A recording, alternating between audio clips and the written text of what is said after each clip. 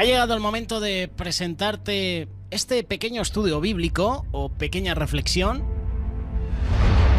Lo estamos haciendo en las últimas semanas en el libro de Mateo, donde encontramos a personas que han sido usadas, han sido cambiadas por el poder de Dios. Vamos a mencionaros un pasaje bíblico que seguramente tú conoces. ¿Te animas a caminar sobre el agua? Esa es la pregunta que te hago en esta tarde.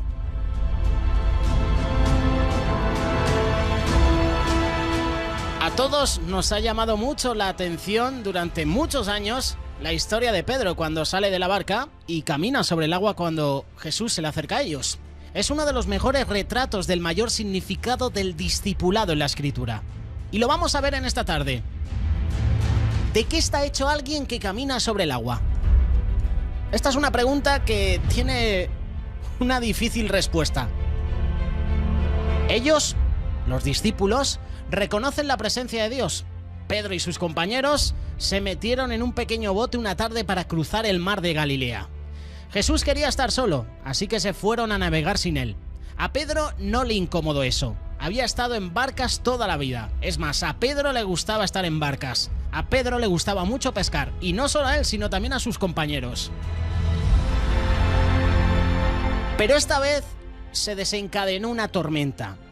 Y no se trató de una ráfaga cualquiera. El Evangelio de Mateo dice que la barca era zarandeada por las olas.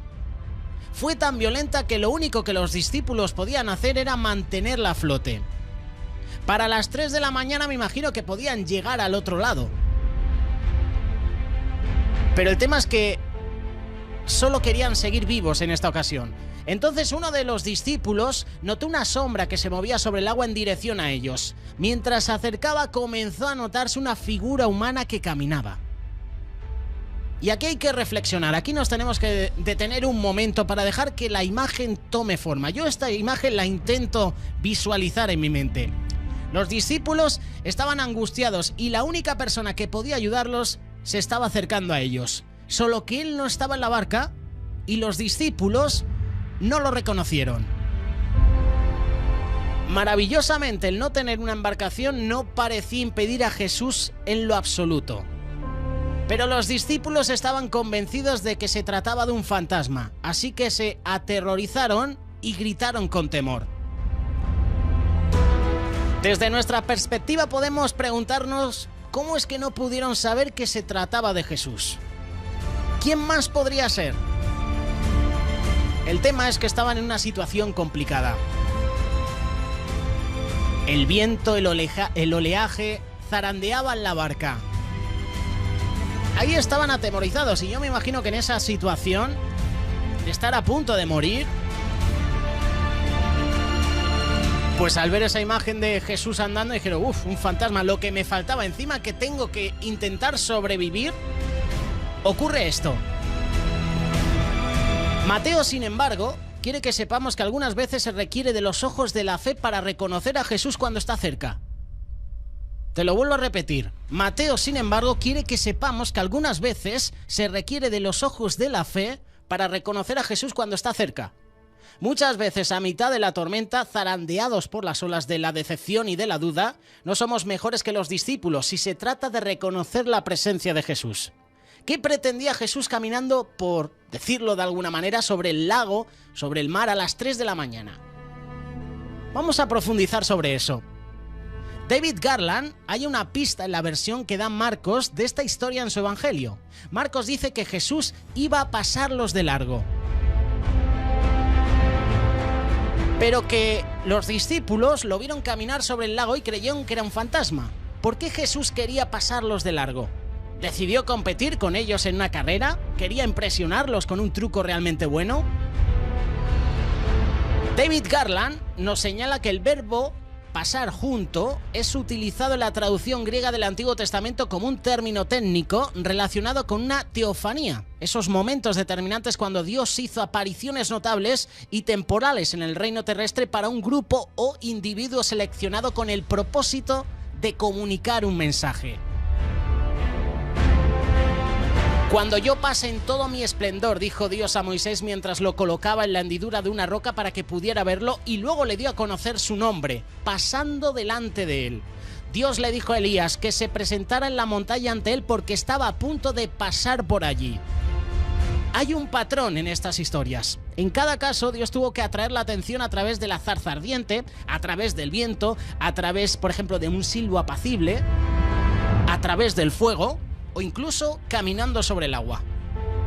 En cada caso, Dios los llamó a hacer algo extraordinario. En cada caso, la persona a quien Dios llamó sintió temor. Pero cada vez que esa persona dijo sí a su llamado, sintió el poder de Dios en su vida.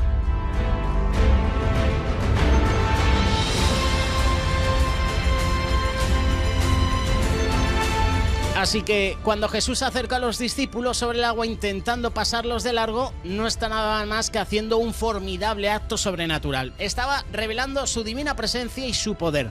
Solo Dios puede hacer algo así. Él reprendió al viento y a las olas. Es interesante observar que si lees el capítulo anterior, los versos anteriores, que los discípulos entraron a la barca originalmente por órdenes de Jesús. Tenían que aprender, al igual que nosotros, que la obediencia no es garantía para evitar la adversidad. Y en el instante en que la tormenta captó toda su atención, Jesús decidió que era el momento en el que los discípulos tenían que aprender un poquito más acerca de él. De eso se trata. Pueden confiar en mí, conocen mi carácter, mi capacidad, pueden entregarme con seguridad su destino en mis manos. Tengan valor, soy yo. No lo habían entendido en su totalidad todavía, pero Dios los visitó en la carne al caminar sobre el agua.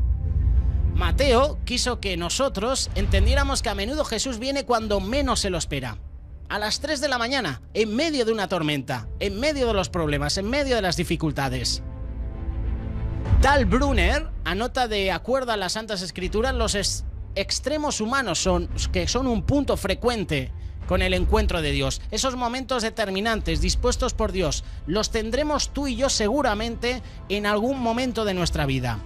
Dios todavía nos pide a nosotros, los que le seguimos, hacer cosas extraordinarias, y si no lo estás buscando es posible que no lo veas. En la barca se sentaron 12 discípulos y no sabemos cómo es que 11 de ellos respondieron a esa voz. Tal vez con confusión, admiración, incredulidad o con un poco de cada una. Pero uno de ellos, Pedro, estaba a punto de convertirse en un caminante sobre el agua. Él reconoció la presencia de Dios en el lugar más inusual, en el momento más difícil. Se dio cuenta que esta era una extraordinaria oportunidad para el crecimiento y la aventura espiritual. Así que se le ocurrió una idea. Ellos disciernen entre la fe y la necedad. Pedro espetó al caminante sobre el agua: si eres tú, mándame que vaya a ti sobre el agua. Yo me hacía la pregunta, ¿por qué razón Mateo incluye ese detalle? ¿Por qué Pedro simplemente no se zambulló en el agua? Esta no es una historia acerca de cómo correr riesgos. Se trata en esencia de un relato sobre la obediencia. Eso significa que tengo que discernir entre un llamado auténtico de Dios y lo que puede ser simplemente un necio impulso mío. El valor por sí solo no es suficiente, debe estar acompañado de sabiduría y discernimiento. Mateo no elogia el arriesgarse por su propio bien. Jesús no busca gente que salta de los puentes con cuerdas elásticas, ni pilotos que planean en aparatos voladores caseros, ni corredores de autos que persiguen tornados. Caminar sobre el agua no es algo que Pedro hiciera con propósitos recreativos. Esta no es una historia sobre deportes peligrosos, es acerca de un discipulado radical. Eso significa que antes que Pedro salga de la barca, más vale que esté seguro de que Jesús piensa que es una buena idea. Por eso es que le pide con claridad: si eres tú, mándame que yo vaya a ti.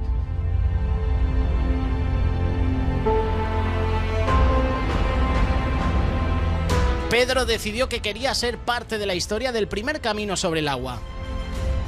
Mándame que yo vaya a ti.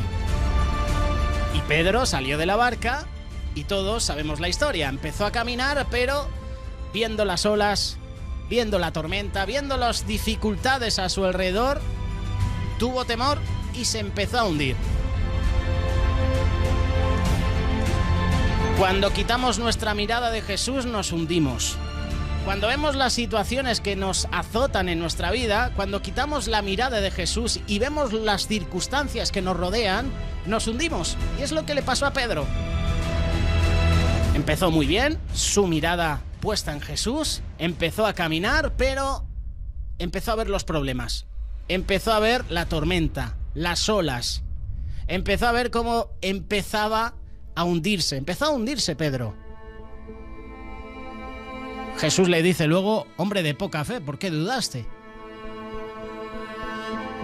Seguramente tú te has encontrado en esa situación, que empezaste muy bien en el ministerio, tu mirada fijamente en Jesús, pero empezaron a llegar situaciones complicadas a tu vida.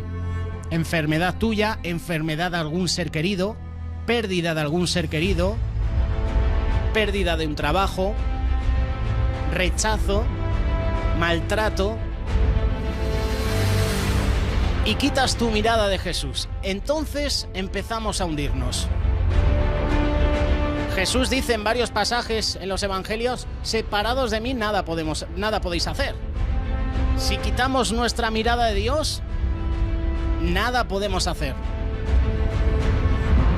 Yo siempre miraba estos versículos de la manera que todo crítico hace. Ya está Pedro otra vez, pero fue el único. De los 12 fue el único que dio el paso. Y de los errores aprende. Siempre lo menciono, Pedro está en todos los ajos, en todos los fregados aparece Pedro. Todos tenemos el carácter a veces de Pedro. Pero fue el único que salió de la barca. Me gusta esta historia. ¿Te animas a caminar sobre el agua? Esa es la pregunta. Si quieres dejarnos algún comentario, alguna pequeña reflexión sobre esto, apórtala a través del canal de YouTube 30 más 30 Radio, referente a esta noticia, o también a través de WhatsApp o a través de Facebook. Hoy hemos mencionado una de las historias más preciosas de la Biblia. Aunque la situación era difícil, Jesús actúa, Dios actúa.